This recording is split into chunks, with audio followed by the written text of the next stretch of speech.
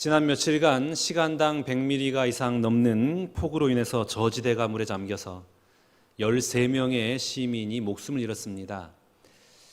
전문가들의 의견에 의하면 수도권 도심은 고층 빌딩이 빽빽하게 들어섰는데 이 고층 빌딩을 세우기 위해서 그 지반이 아스팔트와 시멘트, 콘크리트로 채워졌기 때문에 비가 내리면 땅이 흡수해야 되지만 땅이 흡수하지 못하고 역류하고 넘쳐서 이 물이 낮은 곳으로 흘러들어가서 저지대에 사는 분들의 피해가 훨씬 더 컸다라고 진단을 합니다. 사실 이런 이야기는 장마 때만 되면 나오는 이야기죠. 그럼에도 불구하고 또 시정되지 않고 계속 반복되는 이유가 무엇일까요? 그때가 지나가 버리면 잊어버리는 거예요. 다음에는 괜찮겠지 하고 잊어버립니다.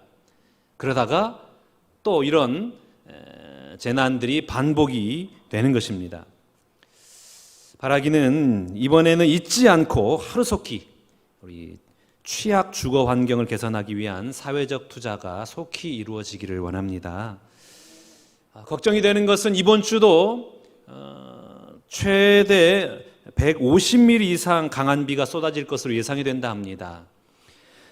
폭우에 잘 대비하여서 우리 성도 여러분들 가정 가운데 비 피해가 없도록 늘 항상 유념하시고 또한 하나님의 은혜가 여러분 가정들마다 함께 하시기를 주님의 이름으로 축복합니다. 오늘은 광복 77주년을 기념하는 주일입니다. 1945년 8월 15일은 우리나라가 일제 36년간의 압제로부터 해방받은 날입니다. 36년 동안 우리 민족은 일본으로부터 수많은 억압과 또 수많은 고통을 당했습니다. 땅을 잃고 말과 글을 잃고 이름을 빼앗기고 자유를 빼앗기고 이 땅에 있는 많은 자원들을 빼앗겼습니다. 그리고 조상 대대로 이어져 내려오는 수많은 문화재들을 강탈당했습니다. 그러니까 이 36년은 치욕의 역사죠. 다시는 일어나서는 안 될 역사, 정말 너무나 고통과 참담함의 역사가 바로 일제 36년의 역사입니다. 우리 믿음의 선배들은 이 일제 36년 동안 통일의 소망을 가지고 이 나라를 잃은 슬픔과 고통 속에서도 소망을 잃지 않고 하나님 앞에 부르짖었습니다. 하나님, 이 땅을 회복시켜 주옵소서. 하나님, 은혜의 날을 우리 가운데 허락하여 주옵소서. 그렇게 간절히 부르짖고 자신들의 목숨을 내어놓고 이 나라의 광복을 위해서 피 흘려나가는 수많은 주의 종들과 또 성도들과 믿음의 선배들과 애국지사들로 말미암아 우리가 해방의 은혜를 누리게 되었습니다. 생각해보면 이스라엘 역사는 우리나라 역사와 매우 비슷하다라는 것을 깨닫게 됩니다. 이스라엘도 애굽에서 430년 동안 종살이를 했습니다. 그래서 모세의 인도로 해방을 누리게 된 것이죠. 그게 바로 유월절입니다. 유월절은 이스라엘의 해방 기념일로 우리나라의 광복절과 비슷한 절기입니다. 이스라엘이 유월절을 맞이할 때마다 늘 하는 일이 있습니다. 그게 무엇이냐? 쓴나물을 먹고 누룩을 넣지 않은 무교병을 만들어 먹습니다. 왜 그랬을까? 이스라엘 백성들이 애굽에서 종살이 할 때에 주로 먹은 음식이 쓴나물이에요. 맛없는 것, 버려도 상관없는 그 쓴나물, 그 쓴나물을 먹고 그들이 살았습니다. 애굽 사람들부터 잔인하게 학대를 당하면서 쓴나물을 먹고 쓰디 쓴 고통 가운데 그들이 살아가다가 그 고통 가운데 하나님 앞에서 부르짖은 거죠. 하나님, 우리를 불쌍히 여겨 주옵시고 우리 민족을 해방시켜 주옵소서. 그래서 이 부르짖음을 하나님께서 들으시고 이스라엘을 출애굽시키고 이스라엘을 해방시켜 주신 것입니다. 유월절에 쓴 나물을 먹은 이유는 무엇입니까? 기억하라는 거예요. 그 쓴 역사, 쓰디 쓴 역사, 고통의 역사를 기억해라. 그리고 그 고통의 쓴 역사 속에서 구원해내신 하나님의 은혜를 기억해라. 그래서 6월절에는 쓴 나물을 먹었습니다. 신명기 16장 12절 말씀 봐볼까요? 너는 애굽에서 종되었던 것을 기억하고 이 규례를 지켜 행할지니라. 기억해라라는 거예요. 쓴 나물을 먹은 이유는 기억해라. 그 쓰디쓴 역사를 기억하고 쓰디쓴 고통 속에서 구원해내신 하나님의 은혜를 기억해라. 오늘 우리가 8.15 광복절 기념주일로 지키는 이유는 다른 것이 아닙니다. 기억하자라는 거예요. 일제치하 36년간의 치욕의 역사, 아픔의 역사를 잊어버리지 말고 기억하자. 그리고 다시는 우리 민족 가운데, 이 나라 가운데 그런 슬픔의 역사가 반복되지 않도록 우리 가슴에 새기자. 무엇보다도 우리나라를 해방시켜 주신 분은 다름 아닌 여호와 하나님이시라는 사실을 반드시 기억하자라는 것입니다. 예루살렘에 가면 유대인 학살 기념관인 야드바셈 전시관에 이런 글귀가 있습니다. 망각은 파멸로 이끌지만 기억은 구원의 비결이다. 그 쓰디쓴 역사를 망각해버리면 파멸하지만 그 쓰디쓴 역사를 기억하면 흥하게 되어졌다라는 것입니다. 기억하라는 거예요. 건망증하고 치매는 다르죠. 건망증은 일시적으로 기억이 잘 나지 않는 것을 건망증이라 그럽니다. 반면에 치매는 기억력은 물론이거니와 판단과 통찰력과 전반적인 지적인 능력이 상실되는 것을 가지고 우리는 치매다라고 말을 합니다. 의학적으로 건망증은 뇌의 신경회로가 좋지 않을 때 나타나고 치매는 뇌의 신경 조직이 손상되었을 때 나타나는 것이 치매다라고 그럽니다. 어떤 사람이 집 앞에서 열쇠를 어디에 두었는지 생각이 나지 않아요. 건망증인 것이죠. 그런데 열쇠를 들고 이 열쇠가 어디에 쓰는 열쇠인지를 모를 때 이건 바로 치매인 것입니다. 한 할머니가 택시를 타고 한참 가다가 기사에게 묻습니다. 기사 양반, 내가 어디 가자고 했죠? 그랬더니 기사가 깜짝 놀라면서 아이고 할머니 언제 타셨습니까? 이렇게 말을 했다라는 거죠. 한 노부부가 방 안에서 같이 있는데 밖에서 인기척이 났습니다. 그러자 이 할머니가 겁을 내면서 말합니다. 아이고 큰일 났네. 우리 영감이 오는가 보네. 그래서 옆에 있는 할아버지가 덜덜 떨면서 말했답니다. 이거 큰일 났네. 빨리 숨을 데 없나? 이렇게 하면서 숨었다라는 거예요. 치매를. 여러분, 영적인 차원에도 건망증이 있고 치매가 있습니다. 이 영적 건망증은 무엇이냐면 하나님께 받은 은혜를 잊어버리는 것. 영적 치매는 뭐냐? 하나님이 누구이신지를 망각해버리는 거예요. 하나님의 자녀로서의 삶을 잊어버리는 거예요. 바로 영적 치매인 것이죠. 우리가 영적 건망증과 영적 치매에 빠지지 않기 위해서 제일 중요한 게 있습니다. 그게 뭐냐면 기억하는 거예요. 하나님의 은혜를 기억하고 하나님의 은혜에 감사하고 그 하나님의 은혜를 찬양하면서 살아가는 것입니다. 오늘 본문 말씀을 보면 그 어느 누구보다도 영적인 건강을 지키며 살았던 믿음의 사람 다윗의 시편입니다. 이 시에는 다윗이 영적 건강을 유지할 수 있었던 비결이 숨겨져 있었는데 다윗이 어떻게 영적으로 건강할 수 있었느냐? 그 비결이 오늘 보면 1절 말씀에 기록되어 있습니다. 땅과 거기에 충만한 것과 세계와 그 가운데 사는 자들은 다 여호와의 것이로다. 다윗은 항상 이 고백이 있었어요. 다 여호와의 것이다. 세번역 성경을 한번 봐볼까요? 땅과 그 안에 가득 찬 것이 모두 다 주님의 것, 온 누리와 그 안에 살고 있는 모든 것도 주님의 것이다. 다 주님의 것이라는 거예요.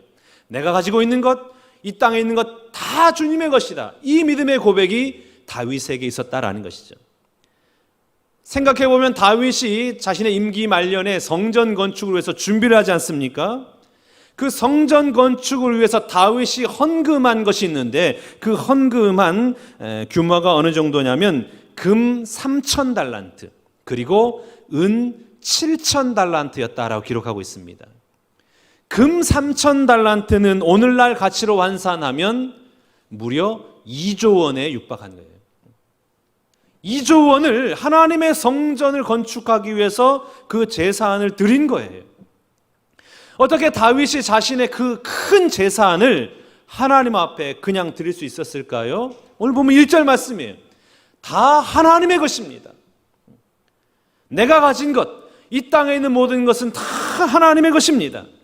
오늘도 우리가 예배하면서 하나님 앞에 예물을 드리지 않았습니까? 11조와 감사와 선교와 건축과 여러 가지 예물을 드렸습니다. 그 예물 드린 이유가 어디에 있습니까? 이 땅에 있는 모든 것이 다 하나님의 것입니다. 오늘 내 손에 주어져 있는 것이 다 하나님이 허락하신 것입니다. 다 주님의 것이요, 주님이 허락하셨기에 제 손에 물질이 들려져 있습니다. 그래서 하나님 앞에 믿음으로 드립니다. 이게 바로 헌금 아닙니까? 다윗은 모든 것이 다 하나님의 은혜이고 하나님의 것임을 믿음으로 고백하였기에 영적으로 건강함을 유지할 수 있었던 것입니다. 다시 말하면 하나님이 내 인생의 왕이심을 고백한 거예요. 이 나라의 왕이심을 고백한 거예요. 하나님이 내 인생의 왕이 되시니까 하나님이 오셔서 다스려 주옵시고 통치하여 주옵소서. 여러분, 우리가 예수 그리스도를 내 인생의 왕으로 모실 때에 우리 안에 있는 모든 죄의 굴레, 절망의 굴레, 낙심의 굴레를 다 떨쳐버리고 진정한 하나님의 은혜의 해방의 날을 허락해 주실 줄로 믿습니다. 이 땅을 살아갈 때에 우리 주님을 나의 왕으로 모시고 하나님의 은혜 안에 머물며 나아가는 여러분 모두가 다 되시기를 주님의 이름으로 축복합니다. 오늘 본문 시편 24편 말씀 배경은 무엇이냐면 다윗이 여호와의 법궤를 예루살렘 성으로 옮겨오면서 어린아이와 같이 즐거워 뛰놀며 그 에봇이 다 벗겨질 정도로 춤추며 뛰놀 때에 고백했던 그 시편, 그 찬양이 오늘 시편 24편입니다. 시편 24편 가사의 핵심 내용이 무엇일까요? 7절 말씀이에요. 한번 봐볼까요? 문들아 너희 머리를 들지어다, 영원한 물들아 들릴지어다, 영광의 왕이 들어가시리로다. 법궤를 들고 성전을 입성하면서 문들아 들릴지어다, 영광의 왕이 들어가시리로다. 세번역 성경을 한번 봐볼까요? 문들아 너희 머리를 들어라, 영원한 문들아 활짝 열려라, 영광의 왕께서 들어가신다. 왕이, 진정한 왕이 들어가시니 닫혀져 있던 성문을 활짝 열어라. 영광의 왕이 들어가시도록 모든 닫혀진 문들을 활짝 열어라. 이렇게 선포하고 나아가고 있는 겁니다. 그러면서 이스라엘 백성들에게 선포한 말씀이 있어요. 그게 뭐냐? 10절 말씀입니다. 영광의 왕이 누구시냐? 만군의 여호와께서 곧 영광의 왕이시로다. 만군의 여호와. 여러분, 만군의 여호와가 무슨 뜻입니까? 헬라어로, 히브리어로 여호와 체바오트. 여호와 체바오트라는 것은 무엇이냐면 온 우주 만물을 창조하시고 통치하시는 하나님, 하늘에 천군 천사를 보내셔서 하나님의 백성을 지키시고 보호하신 하나님, 그게 바로 만군의 하나님입니다. 다시 말해서 오늘 다윗이 무엇을 고백하고 있냐면 오늘 우리가 이곳에서 존재할 수 있었던 이유는 그 만군의 하나님이 우리와 함께 하시기 때문입니다.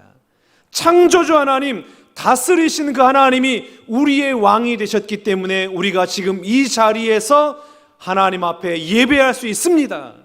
우리나라가 존재할 수 있습니다. 왕 되신 하나님을 높이고 있는 것입니다. 그렇습니다. 여러분, 오늘 우리가 여기에 존재할 수 있었던 이유는 무엇이냐? 만군의 하나님께서 우리와 함께 하셨기 때문입니다. 그 하나님이 우리 인생의 왕으로 오셔서 우리를 다스리시고 우리를 창조하시고 우리의 삶의 터전을 세우시고 그분의 오늘도 지키시고 보호하심을 말미암아 오늘도 우리가 하나님 앞에 나와 예배할 수 있게 된 것입니다. 그리고 그 만군의 하나님이 이 나라를 불쌍히 여겨주시고 이 나라를 지키시고 보호하셔서 우리가 광복의 해방을 누리고 오늘날 하나님의 은혜 가운데 이 땅을 살아갈 수가 있게 된 것입니다. 우리나라 역사를 보면 참 대단한 역사인 것을 우리가 깨닫게 됩니다. 남북이 분단이 됐어요. 해방 이후에 남북이 분단됐고 남과 북이 각각 정부를 수립하게 되었습니다. 그래서 1948년 대한민국 정부 수립을 위한 재헌국회가 열렸는데 그때 의장 이승만 박사가 개회사를 이렇게 합니다. 대한민국 독립민주국 제1차 회의를 여기서 열게 된 것을 우리가 하나님께 감사해야 할 것입니다. 종교와 사상 무엇을 가지고 있든지 누구나 오늘을 당해가지고 사람의 힘만으로 된 것이라고 우리가 자랑할 수 없을 것입니다. 그러므로 하나님께 감사를 드리지 않을 수 없습니다. 나는 먼저 우리가 다 성심으로 일어서서 하나님에게 감사를 드릴 터인데 이윤영 의원 나오셔서 간단한 말씀으로 하나님에게 기도를 올려주시기 바랍니다. 이윤영 의원은 목사님이셨어요. 이 목사님이 나오셔서 기도를 합니다. 이 우주와 만물을 창조하시고 인간의 역사를 섭리하신 하나님이시여, 이 민족을 돌보시고 이 땅을 축복하셔서 환희에 넘치는 오늘이 있게 하심을 진심으로 감사하나이다. 역사의 첫걸음을 걷는 오늘의 환희와 우리의 감격이 넘치는 이 민족적 기쁨을 모두 합하여 하나님께 영광과 감사를 올리나이다. 이 모든 말씀을 주 예수 그리스도의 이름을 받들어 기도하나이다. 아멘. 우리나라는 어떻게 시작했느냐? 기도로 시작했습니다. 여러분, 우리나라가 어떻게 일제 36년의 치하 속에서 해방을 얻을 수 있었습니까? 그것은 우리의 인간의 힘과 노력을 얻은 것이 아닙니다. 하나님의 은혜인 것이죠. 고통받고 있는 이 땅의 수많은 주의 백성들이 온 우주 만물을 다스리시고 역사를 주관하신 하나님 앞에 주여 이 민족을 불쌍히 여겨 주옵소서. 고통받는 이 민족을 불쌍히 여겨 주옵소서. 이 나라에 하나님의 자유의 은혜를 허락하여 주옵소서. 하나님 앞에 부르짖고 그 부르짖음으로 말미암아 하나님께서는 이 나라를 불쌍히 여기셔서 해방의 은혜를 주신 것입니다. 그 해방의 은혜를 기억한 이 믿음의 선배들이 하나님 앞에 그 은혜를 기억하고 하나님을 찬양하고 하나님 앞에 감사하면서 정부 수립의 첫걸음을 기도로 시작한 겁니다. 기도로 시작했다는 것은 무엇입니까? 만군의 하나님이시여 이 나라를 다스려 주옵소서. 역사의 주관자 되신 하나님이시여 이 민족의 왕이 되셔서 이 민족을 인도하여 주시옵소서. 그렇게 기도로 시작했기 때문에 하나님께서 우리나라를 불쌍히 여기셔서 우리 민족이 여러분 볼 게 무엇이 있습니까? 소망 없는 이 나라가 하나님의 은혜로 말미암아 오늘날 세계 선진국 반열에 든 거 아니겠습니까? 그래서 우리는 하나님의 은혜입니다라고 고백하는 겁니다. 시편 33편 12절 말씀 봐볼까요? 여호와를 자기 하나님으로 삼은 나라 곧 하나님의 기업으로 선택된 백성은 복이 있도다. 아멘. 여호와를 자기 하나님으로 삼은 나라는 복이 있다 그랬어요. 여러분, 어떻게 한낱 목동에 불과했던 다윗이 이스라엘의 가장 위대한 지도자가 될 수 있었을까요? 그 어느 누구도 주목하지 않았던 가장 작은 지파, 가장 작은 가문, 아무런 이름 없는 그 무명의 소년이 어떻게 온 세계를 향하여 하나님의 살아계심과 하나님의 영광을 나타낼 수가 있었을까요? 영광의 왕이 누구시냐? 만군의 여호와께서 곧 영광의 왕이시로다. 하나님을 내 인생의 왕으로 섬기고 내 인생의 왕으로 선포한 겁니다. 그리고 우리 민족의 왕으로 섬기면서 하나님 이 땅을, 이 나라와 이 민족을 다스려 주옵소서. 그렇게 믿음으로 하나님 앞에 내어 맡겼기 때문에 하나님께서 다윗을, 이스라엘을 사용하신 것입니다. 창조주 하나님, 전쟁에 능하신 하나님, 만군의 하나님 여호와께서 그 모든 앞길을 책임져 주시고 가장 신실한 길로 인도해 주신 것입니다. 그 은혜를 우리 민족이 지금 누리고 있는 것입니다. 그걸 잊어버리면 안 돼요. 기억해야 되는 것입니다. 톨스토이의 단편집 중에 사람은 무엇으로 사는가라는 책이 있어요. 이 책의 내용을 보면 어느 날 하나님께서 천사 미하일을 불러가지고 지상에 있는 여인의 생명을 데려와라. 그래서 미하일이 내려갑니다. 그런데 문제가 생긴 거예요. 이 여인이 이제 막 쌍둥이 딸을 낳은 거예요. 쌍둥이 딸을 낳는데 이 여인의 생명을 데려가면 쌍둥이는 죽을 수밖에 없는 겁니다. 그래서 미하일이 생각하기를 이 결정은 하나님이 잘못 내리신 것이 분명하다. 이 여민을 데려가면 두 딸은 어떻게 하나? 두 딸은 죽을 수밖에 없지 않겠는가? 그래서 하나님의 명령을 거역해요.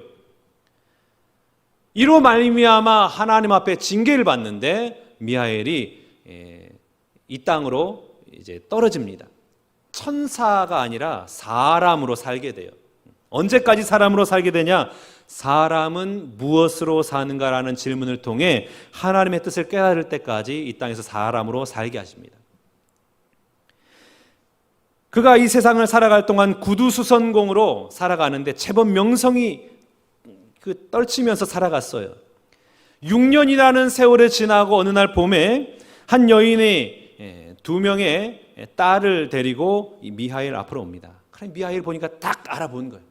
6년 전에 그 쌍둥이 딸인 거예요. 그래서 이제 어떻게 살아왔는지 그동안의 안부를 묻습니다. 이 여인이 과거에 일어났던 일들을 천천히 털어놓는데 사실 이 두 딸들은 저의 친딸이 아닙니다. 제가 어느 날 이웃집 부인에게 문안을 갔는데 그 집안에 들어가 보니 가엾게도 그 부인은 두 딸을 낳고 이미 죽어 있었습니다. 안타까운 것은 3일 전에 이미 남편이 장례를 치르고 이 두 딸만 남겨져 있는데 갓난 아이를 낳는 사람은 우리 마을에 단 한 명도 없어서 제가 어쩔 수 없이 이 두 딸을 데리고 두 딸에게 모유를 먹이기 시작했습니다. 그런데 8개월 된 아들이 저에게 있었는데 그전에는 젖이 나오지 않다가 젖이 잘 나와서 3명의 자녀를 건강하게 잘 기를 수가 있었습니다. 우리 아들이 2살 되던 때에 하나님께서는 우리 아들의 생명을 다시금 찾아가셨습니다. 그리고 그 이후로 저에게는 자녀가 생기지 않았습니다. 이상하게도 우리 가정은 복을 받아서 잘 됐고 이 땅에서 잘 살게 되었습니다. 가장 서운한 것은 더 이상 제게 자녀가 없었다는 사실인데 이제 이 옆에 있는 두 딸은 저의 친딸입니다. 이렇게 얘기한 거예요. 그때 미하엘이 깨닫게 됩니다. 사람이 무엇으로 사는가? 사람은 하나님으로 사는 것이구나. 6년 전 엄마가 없으면 곧 죽을 줄만 알았던 아이들이 저토록 곱게 자랄 수 있었던 것은 무엇이냐? 하나님이 저들과 함께 하시기 때문에 하나님에 의해 살아가는구나. 여러분, 오늘 우리가 이 자리에 존재할 수 있었던 이유는 무엇일까요?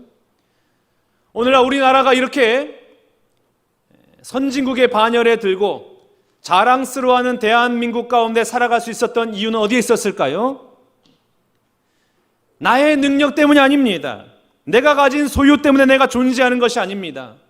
내가 그동안 이루어 놓았던 성과 때문에 내가 존재하는 것이 아닙니다. 하나님 때문에 우리가 바로 이 자리에 있는 것을 기억하시길 바랍니다. 하나님이 우리를 살게 하시고 하나님이 우리의 삶을 허락하셨고 하나님이 이 땅을 허락하셨고 하나님이 우리나라의 해방을 허락하셨고 하나님이 우리나라를 은혜 베푸셔서 우리가 이 자리에 살아가고 있음을 믿습니다. 사랑하는 신관계 성도 여러분, 오늘 우리가 예배하는 하나님은 온 우주 만물을 창조하시고 역사를 주관하시는 전능하신 하나님, 만군의 하나님이십니다. 오늘 그 하나님을 여러분의 인생 가운데 왕으로 모시기를 축복합니다. 그 주님이 내 인생에 들어오셔서 왕이 되실 때에 그 하나님은 내 인생을 다스리시고 가장 좋은 길, 가장 은혜로운 길, 가장 신실한 길로 인도하여 주실 줄로 믿습니다. 하늘의 복과 땅의 기름진 것으로 충만히 채워주시는 그 은혜를 허락해 주실 줄로 믿습니다. 또 우리 하나님께서 이 나라의 왕이 되실 때에 이 나라는 온 세계와 열방 가운데 가장 주목받는 나라가 될 줄로 믿습니다. 하나님의 형통함의 은혜를 누리는 복된 나라가 될 줄로 믿습니다. 여러분, 나라의 경영은 소수의 정치인이나 경제인이 하는 것이 아닙니다. 만군의 하나님, 역사의 주관자 되신 그 하나님 앞에 믿음으로 기도하는 그리스도인들에 의해서 이 나라는 경영되는 줄로 믿습니다. 사랑하는 신관계 성도 여러분, 온 우주 만물을 창조하시고 다스리시는 만군의 하나님, 그 하나님 바라보면서 그 하나님께 기도하고 그 하나님 의지하며 그 하나님 중심으로 이 땅을 살아가는 여러분 되셔서 이 한 주간도 믿음으로 승리하는 복된 한 주간 되시기를 주님의 이름으로 축원합니다.